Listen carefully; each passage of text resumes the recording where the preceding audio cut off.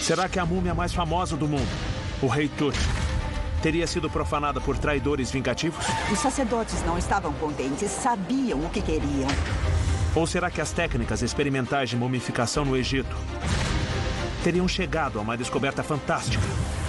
Uou! O domínio da eletricidade. Então você acha que eles estavam tentando preservar a chama da vida? E descobriram a verdadeira imortalidade. A morte vai se tornar uma coisa do passado. Sou Rami Romani, arqueólogo e especialista em múmias. Em todo lugar, a terra revela os seus mortos. Ah, meu Deus, Pedro, olha isso.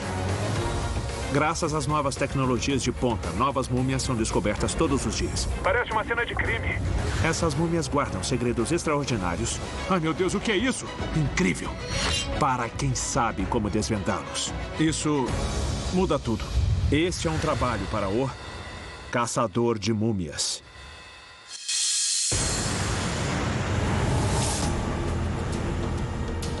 Nós estamos a 460 metros de altitude, sobrevoando Luxor, no Egito.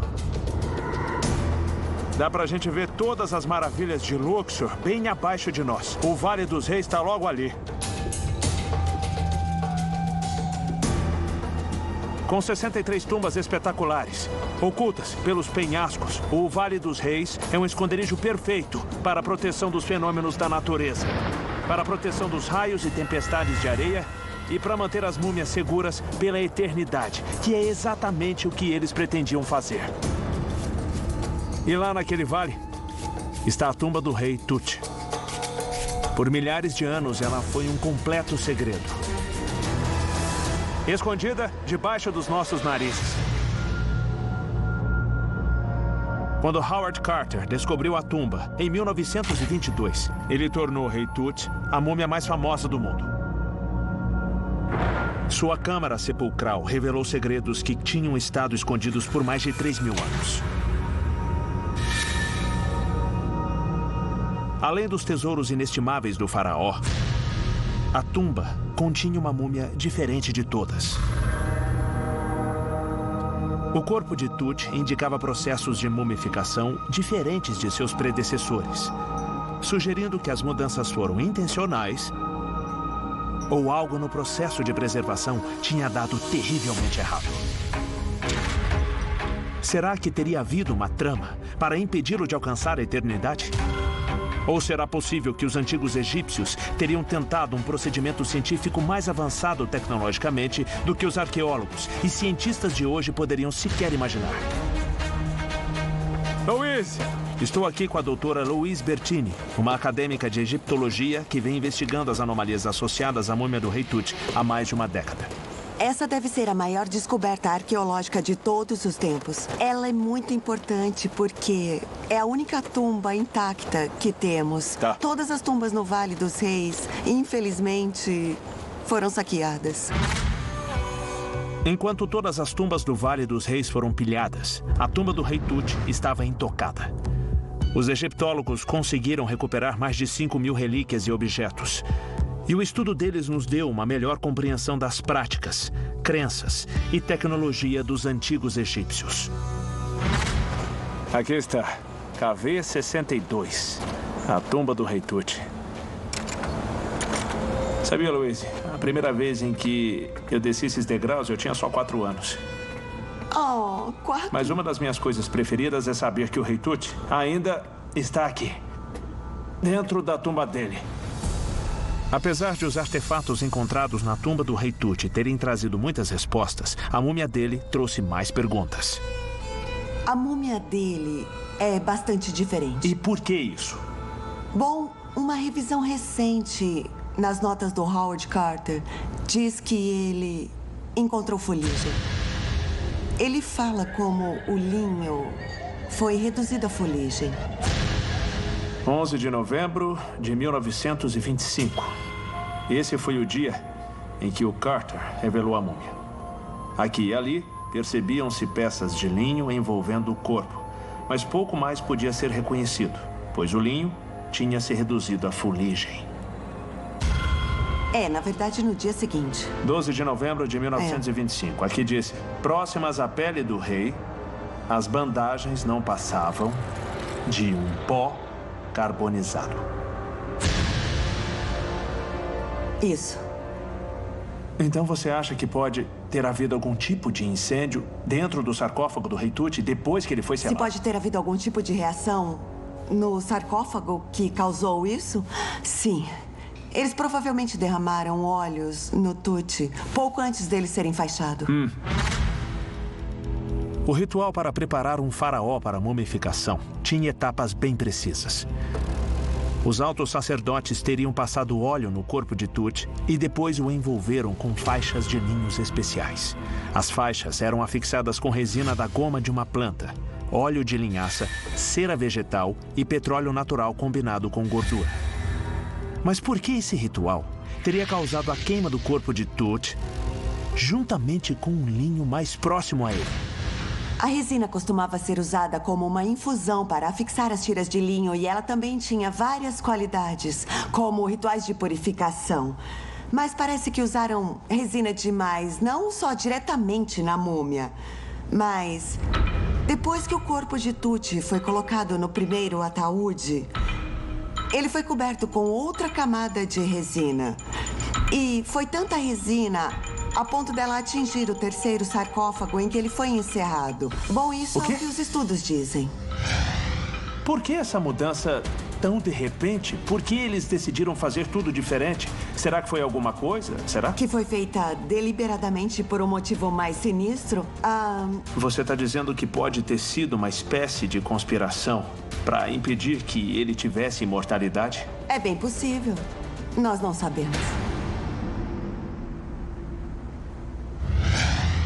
Os antigos egípcios acreditavam que o corpo tinha que ser preservado para que a pessoa atingisse a imortalidade. Por isso, profanar a múmia de Tut propositalmente significaria impedi-lo de alcançar a imortalidade. A conversa com a Louise confirmou que algum tipo de fogo teria queimado o Rei Tut dentro do seu sarcófago. Mas permanece a questão: o que teria causado o fogo e ele teria sido intencional?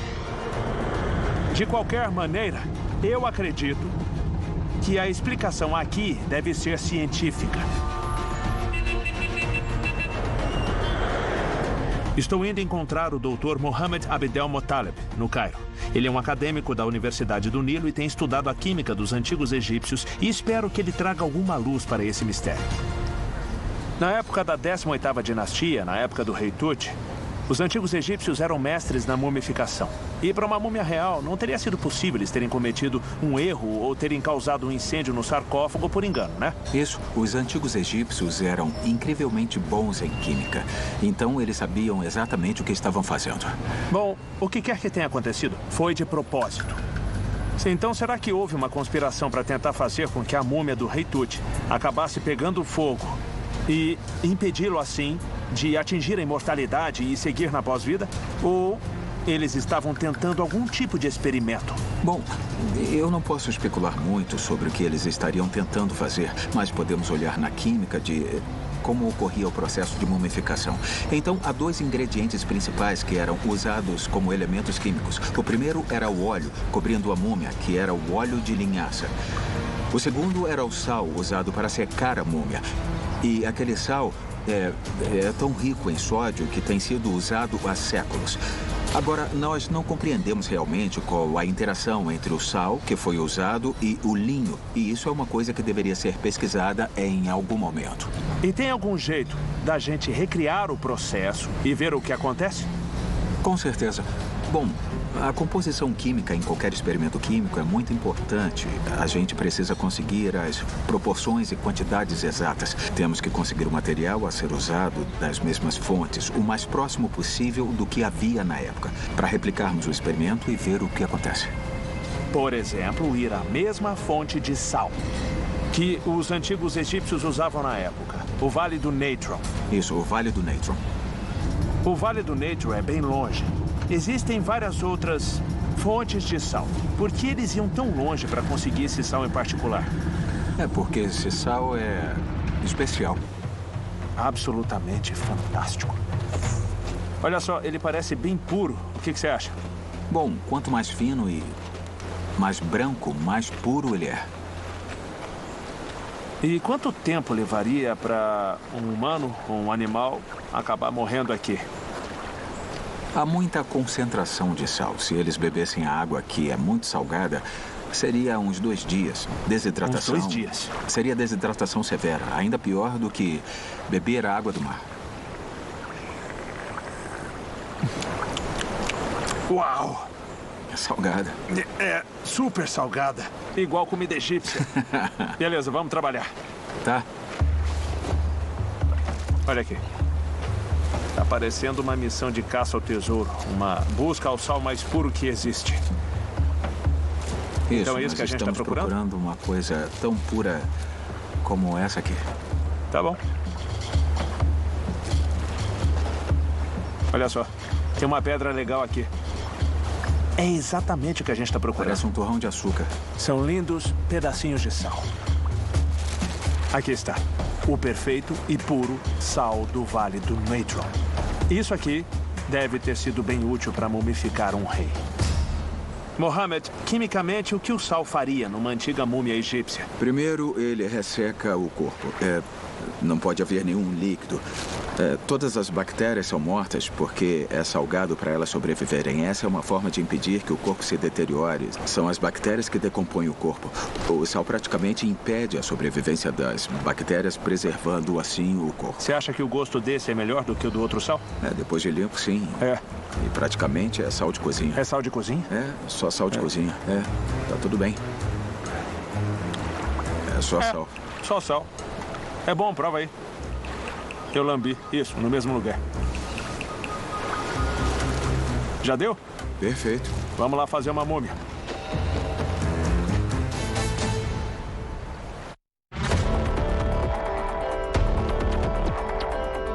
Quer dizer que o plano é tentar replicar o mesmo cenário que ocorreu na tumba do rei Tut. Exatamente. Então nós temos uma carne seca aqui e nós a secamos com o sal que trouxemos do Vale do Natron. Entendi. Carne seca, o corpo do rei Tut. Isso. E isso é óleo de linhaça? Isso é óleo de linhaça. Sabe, o óleo de linhaça é um material sujeito à autocombustão. Isso porque ele tem muitos carboidratos insaturados. E no contato com o oxigênio, ele tende a se polimerizar, que é uma reação exotérmica que resulta em calor. O sacerdote usou óleo de linhaça no corpo do rei Tut porque, ao secar, ele formava uma camada de proteção. Entretanto, combinado com o oxigênio, a reação química causaria calor.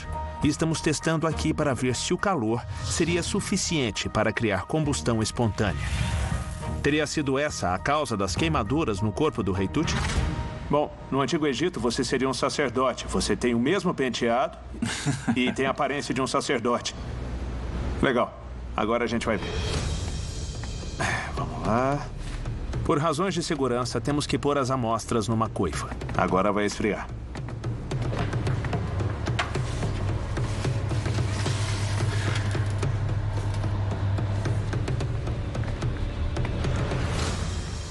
Se o problema for o óleo de linhaça, iremos ver uma reação química que produzirá uma queimadura similar à que foi encontrada na múmia do rei Tut.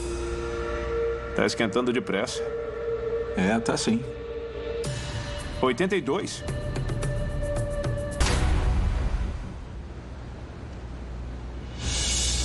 Tá vendo a fumaça aí? Tô. É realmente fantástico poder olhar o experimento e ver essa fumaça saindo, sabendo que a tumba do rei Tut, 3.000 anos atrás, deve ter tido uma fumaça assim, sem ninguém saber. Não é que pegou fogo mesmo? Isso aí tá queimando mesmo.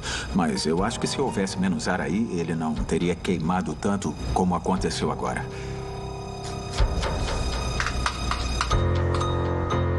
Pó de linho carbonizado. Isso é exatamente o que havia nas notas do Howard Carter. Bom, então replicamos no laboratório. O nosso experimento confirmou que a combustão espontânea seria possível. Mas o que impediu que o mesmo fato acontecesse com outras múmias antes de Tut? A resposta parece estar relacionada com outra anomalia na múmia de Tut: o excesso de resina. Com o uso de uma quantidade normal de resina, a camada fina formada permitiria que o calor se dissipasse. Mas a quantidade usada na múmia do Tut pode ter se tornado uma parede de isolamento, impedindo que o calor se dissipasse. A pergunta é, por que fazer essa variação numa prática de milhares de anos? Isso me faz pensar que foi proposital. Eles sabiam o que estavam fazendo, mas qual teria sido o motivo? Será que eles estavam experimentando alguma coisa nova? A ciência é clara. E os egípcios eram químicos fantásticos, bem como astrônomos e engenheiros. Então, agora depende de você descobrir. Mudar o processo tradicional de mumificação de um rei seria um ato radical. E a explicação talvez demande uma teoria radical. Por isso, eu entrei em contato com o pesquisador Florin Kyriak. Ele tem estudado teorias alternativas sobre mumificação egípcia há anos, incluindo as características ímpares do sal do Vale do Natron.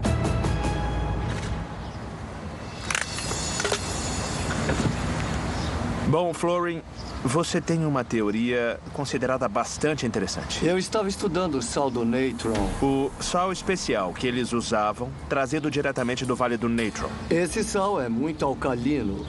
Ao cobrir o corpo de uma pessoa com esse tipo de sal, esse sal alcalino penetraria no corpo todo. Então, dessa forma, ele se tornaria realmente um meio alcalino. Um meio alcalino. Isso mesmo. A múmia era embrulhada em linho, certo?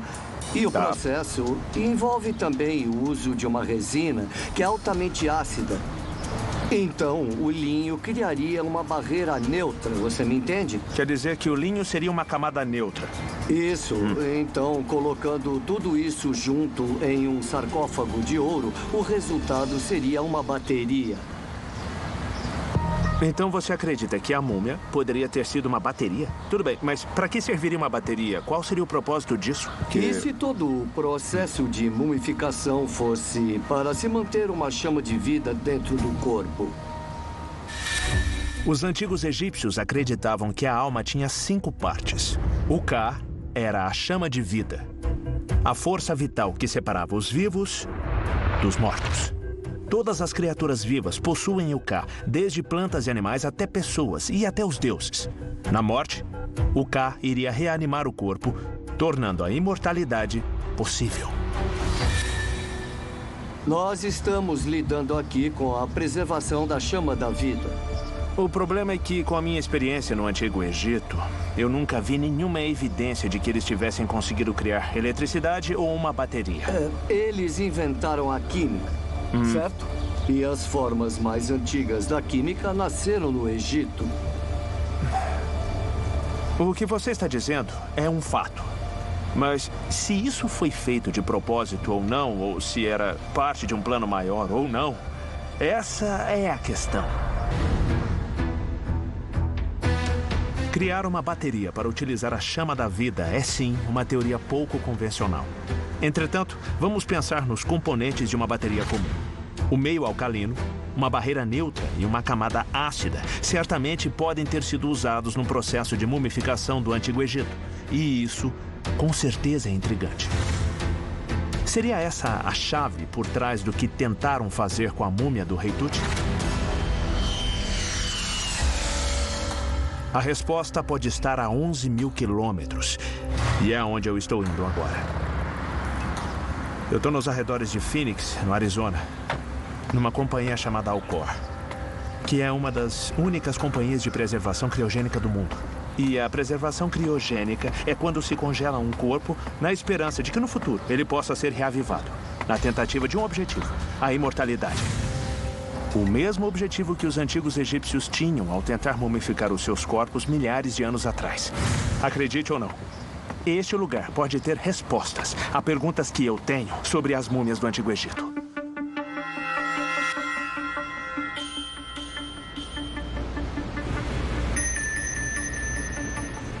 Então, o que é este lugar, Chris? É a seção de cuidados com os pacientes. Depois que eles saem da UTI, eles são trazidos aqui para o processo de preservação criogênica, usando nitrogênio líquido.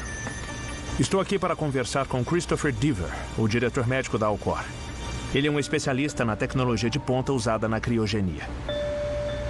Todas essas portas contêm os nossos pacientes. Dentro desses cilindros? Isso, exatamente. Então, dentro deste cilindro aqui, há dezenas de pessoas mortas congeladas. Isso mesmo.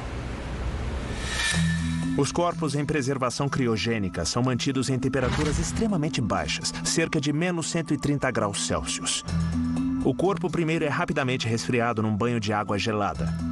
Depois, o sangue é removido e substituído por uma solução química que protege o corpo da formação de cristais de gelo. O paciente é então colocado num container de aço inoxidável com parede dupla, cheio de nitrogênio líquido. Para gastar menos, alguns pacientes escolhem fazer o mesmo procedimento, mas somente com a cabeça. Tem 4 pacientes de corpo inteiro aqui e 5 neuropacientes. Tá, e quanto a esse container menor ali? Usamos container menor para os nossos animais. Alguns dos pacientes pediram que os seus animais pudessem ser levados para o futuro com eles. Fascinante, é exatamente o que os antigos egípcios faziam. Eles não só mumificavam as pessoas, mas também os animais deles. É a mesma história. E olhando isso aqui parece um Vale dos Reis do futuro. Isso. Só que não está numa pirâmide. A preservação criogênica e a mumificação parecem ter várias similaridades. A resposta para o que o sumo sacerdote do Antigo Egito pode ter pretendido, a mumificação do rei Tut, a chama da vida, a imortalidade, pode ser encontrada aqui. Uau, olha isso! Sabe o que eu mais gosto nisso? O que é? Se continuarmos a mumificar pessoas no futuro, eu nunca vou ficar sem emprego. Nem eu, nem você. Chris, e com que frequência você tem que entrar e resolver os problemas? A gente não entra na cuba criogênica. Depois que ela é fechada, os pacientes são preservados. Se tiramos a tampa, o nitrogênio líquido começa a se evaporar, o que nós não queremos. Então temos que mantê-los imersos num banho de nitrogênio líquido, que é o que acontece. Então toda semana completamos os tanques porque a evaporação continua acontecendo. Precisa de ajuda? Meu amigo Mike lá atrás vai nos ajudar com isso.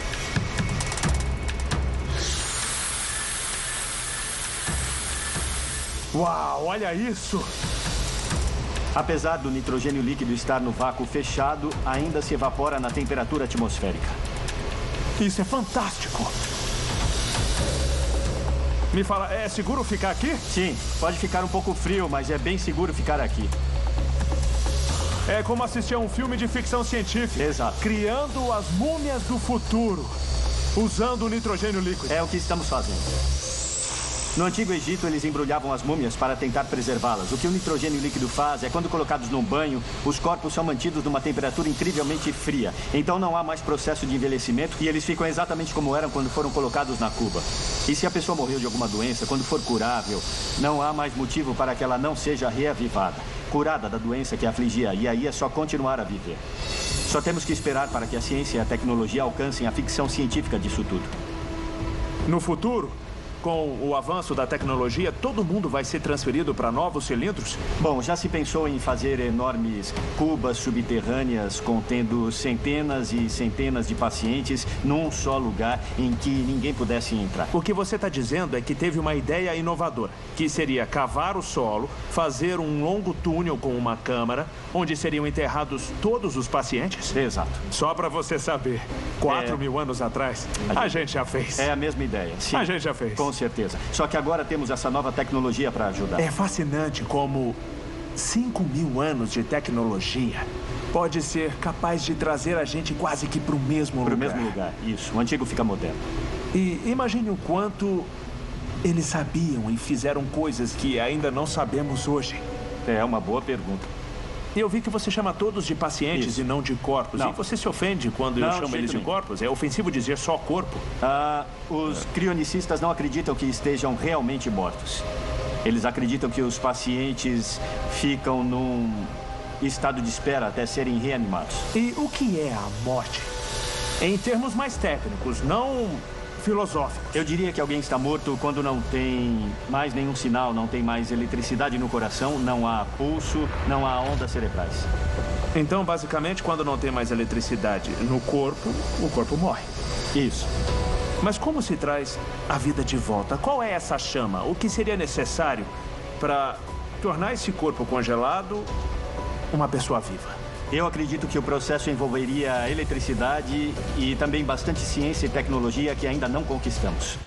E você acredita que um dia os pacientes aqui terão algo simples, como correntes elétricas de volta no corpo e vão viver de novo? Sim.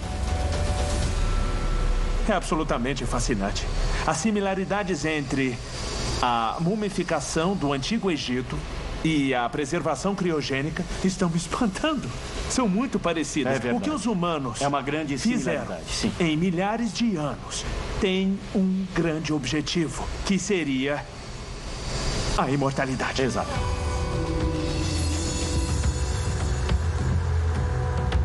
Entender que na medicina moderna, a morte é detectada pela falta de eletricidade no corpo é uma peça de informação crucial.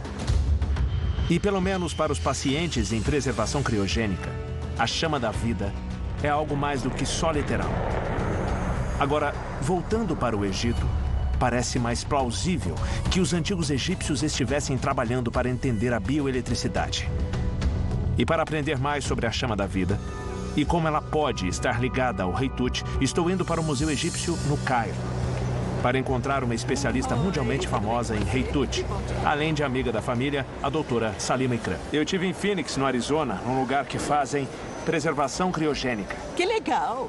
Tem muitas similaridades entre a mumificação no Antigo Egito e a preservação criogênica nos dias de hoje. Eu sempre digo que tudo foi inventado no Antigo Egito. Isso, exatamente. Mas aí, eu fui à tumba do Rei Tut. E como sabemos, a múmia do Rei Tut foi queimada depois de colocada no sarcófago.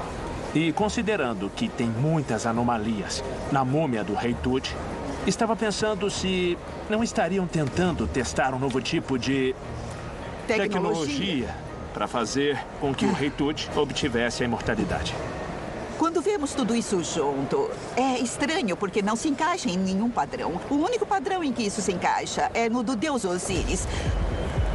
Porque Tutankhamon estava voltando às origens, à religião antiga. E o que ela diz é que quando morremos, nos tornamos o deus Osíris. O corpo vivo ou talvez o corpo morto de Osíris.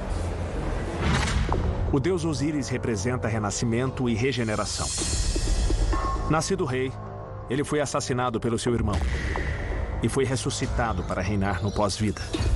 Os antigos egípcios acreditavam que ao chegar ao pós-vida, o coração da pessoa era pesado numa balança, com o coração de um lado e uma pena do outro. Se o coração fosse mais leve do que a pena, então o Ka, ou o espírito, estaria livre para se unir ao corpo no pós-vida. Se mais pesado, o coração seria devorado pela deusa Amit e a alma deixaria de existir. Certo, Remy? Quero que dê uma olhada nisso. Esse é só o artefato antigo mais famoso do mundo. Só isso. Não tem nada demais. Isso. Então, veja as orelhas. Ele tem as orelhas furadas. Em geral, nenhuma das outras máscaras reais daqui tem as orelhas furadas. E o fato é que Tutankhamon mesmo tem as orelhas furadas. Mas não tem brincos e é estranho. É interessante. São furadas. Mas então, por que a múmia do Tutankhamon teria as orelhas furadas? Outros reis também têm. Entendi. Não é uma coisa singular. Mas ele foi um dos primeiros a ter as orelhas furadas. Mas, de novo, ele é uma das primeiras múmias com as orelhas furadas. E depois ele começou a se tornar mais e mais comum. E depois se tornou bem mais comum. Veja só. As mulheres começaram a ter as orelhas furadas antes dos homens, mas na época do Tutankhamon e até mesmo depois, todo mundo tinha as orelhas furadas. Só uma coisa. Pode falar. Na 18ª dinastia, eles estavam na grande prosperidade do novo reinado. Sim, com certeza. E além do novo reinado no Egito, ainda no velho reinado, no médio reinado, a mumificação dos reis já era uma tradição feita há milhares de anos. Há cerca de 2000 anos, mas ela sempre foi mudando e evoluindo. Mas se ainda estava evoluindo, eles não teriam tentado algo novo? É totalmente possível que sim, porque ele, na verdade, não se parece nem um pouco com os seus predecessores. Vem comigo, Remy, que eu quero te mostrar uma coisa. Você conhece o deus Osíris, e ele está ali. Sim. E tem o Tutankhamon no meio. E aqui é bem na porta onde ele estava. Ele estava sepultado dentro dessa caixa. Com certeza. Então, na verdade, esse era o portal para a ressurreição de Tutankhamon. Na sua tumba, ele é mostrado como Osíris. E nas outras tumbas se vê Osíris recebendo os outros 6, mas a tumba do Tutankhamon é a única onde se tem o Tutankhamon como Osíris. Isso enfatiza a ideia de ressurreição e renascimento. Interessante. Mas eu não posso fingir que tenho todas as respostas. Mas a múmia do Rei Tut traz muitas questões. Tem muitas anomalias, muitas perguntas, mas eu acho que Osíris pode ser a chave. Espero que sim. A teoria da Salina, a ligação entre Osíris e o Rei Tut, é intrigante. Eu acho que deve ter alguma coisa a ver com pós-vida, com a imortalidade. E eu sei de um lugar que deve ter a resposta. Um complexo de tumbas subterrâneas, que fica atrás da esfinge em Gizé, o Poço de Osíris.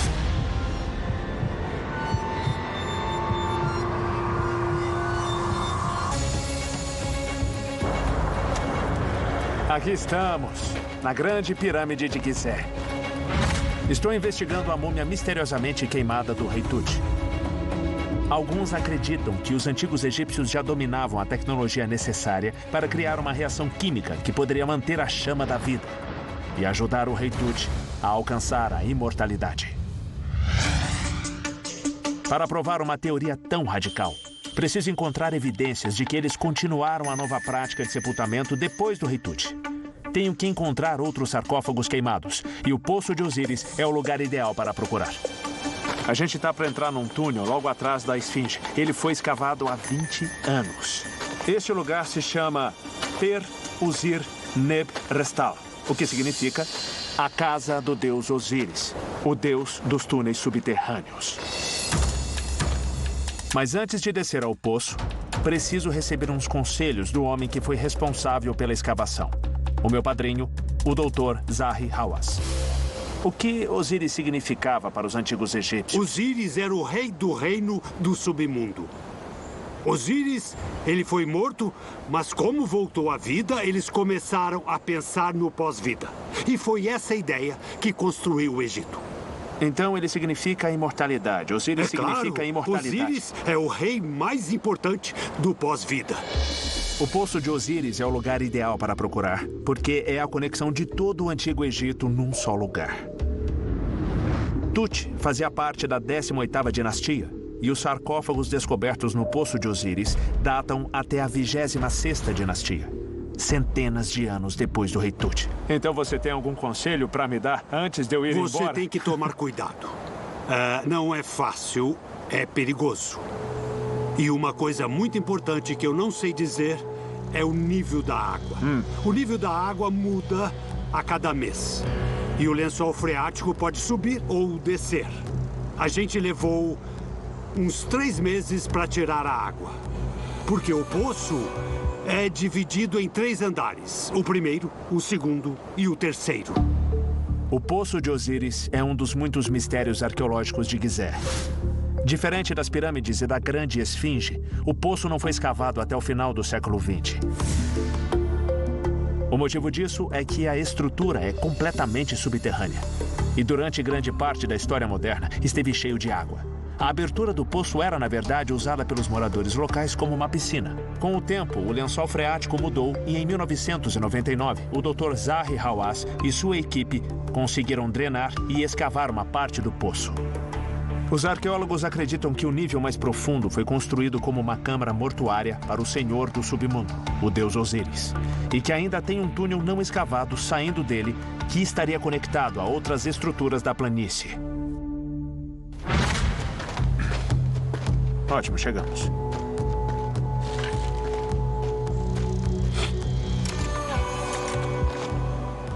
Diferente de outros lugares da planície de Gizé, esse lugar é um completo mistério porque, até hoje, a gente não sabe quando ele foi construído, como eles construíram e por que construíram. Mas eu acho que o túnel pode nos levar mais próximo de solucionar esse mistério. O quão próximos os antigos egípcios estariam da imortalidade. O quão próximo o Rei Tut esteve de dominar esse processo de mumificação de alta tecnologia. A 36 metros de profundidade, no coração da Terra, está o sarcófago do deus Osíris. O primeiro nível é o mais fácil. Quando o lugar foi descoberto, ele estava inundado e a água chegava até aqui. Esse era um lugar bem conhecido e todas as crianças vinham às pirâmides para nadar bem aqui. Quando a água foi retirada, eles encontraram isso. Um poço sem fim. Traiçoeiro. Não dá para ver o fundo. E o nível da água muda o tempo todo aqui, dependendo ou não das estações, porque aqui é um lençol freático. Se você tiver medo de altura, não seja egiptólogo. O melhor jeito, antes de descer, é testar outra coisa que não a gente antes. Se o nível da água estiver muito alto, a segunda câmara pode estar completamente inundada, tornando impossível encontrar a evidência que eu estou procurando. Outros sarcófagos queimados que iriam mostrar que os egípcios teriam continuado com suas novas práticas de sepultamento depois do rei Tut. Legal. Vamos ver se dá para continuar.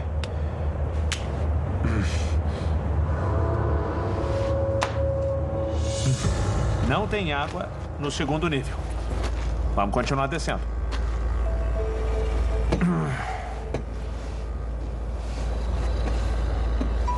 Isso está parecendo uma jornada ao submundo.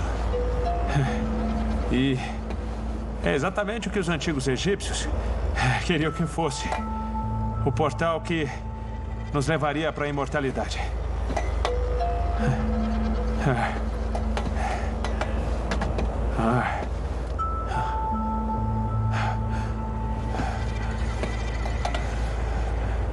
E dá para ver a ferrugem nessa escada aqui. Ela tá completamente destruída. Porque normalmente aqui tá cheio de água.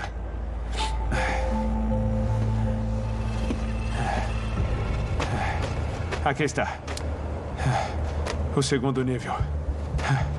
Esse lugar, por um longo tempo, ficou escondido debaixo d'água. Tenho mais um nível aqui, que eu espero que tenha um sarcófago. Ah, caramba. Isso não é nada bom. Você tá ouvindo isso? É água.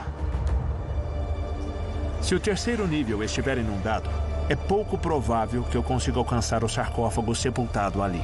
Bom, agora eu não sei o que eu vou fazer.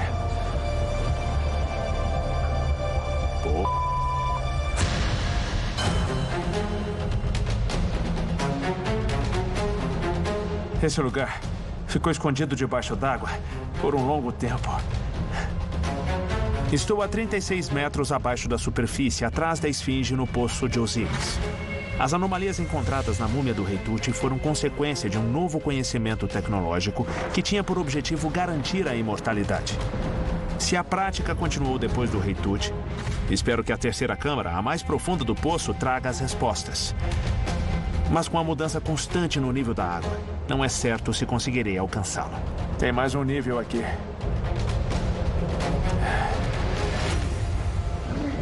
Ai, caramba. Isso não é nada bom. Tá ouvindo isso? É água. Bom, agora eu não sei o que é que eu vou fazer.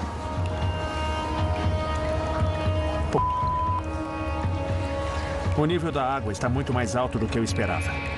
Mas já que cheguei até aqui, vou ver se há seções em que eu ainda possa explorar na terceira câmara.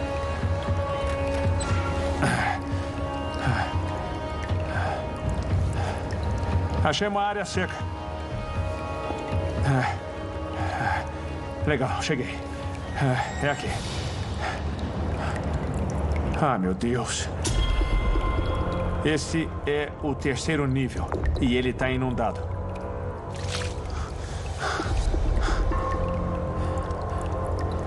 É mais fundo do que eu pensei. Ah, e a água está fedendo também. O que é isso?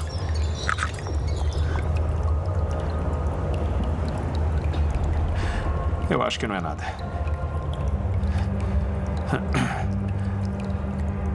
Eu vou continuar andando. A água destruiu essa tumba.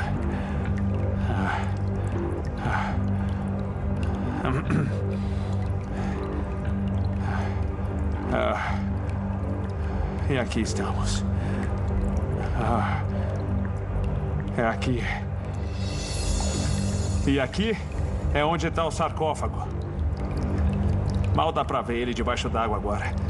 Esta é a tumba de Osíris, no poço de Osíris. Eu vim aqui esperando investigar o sarcófago do deus Osíris, para ver se ele teria as mesmas anomalias que o rei Tut. Mas infelizmente isso não será possível. Ele está completamente submerso. Entretanto, ainda há outras câmaras para explorar.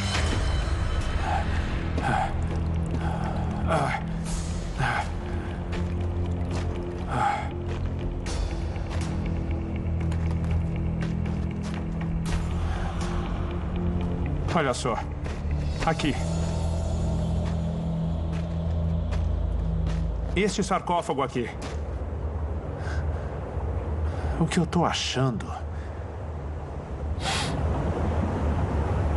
é que ele parece bem queimado.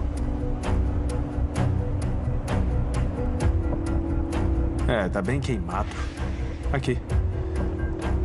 Olhando para ele e na quantidade de resina que tá em cima, essa quantidade de resina escura aqui, mesmo na parte superior, dá para se pensar que aconteceu a mesma coisa neste sarcófago que aconteceu com o do Tut.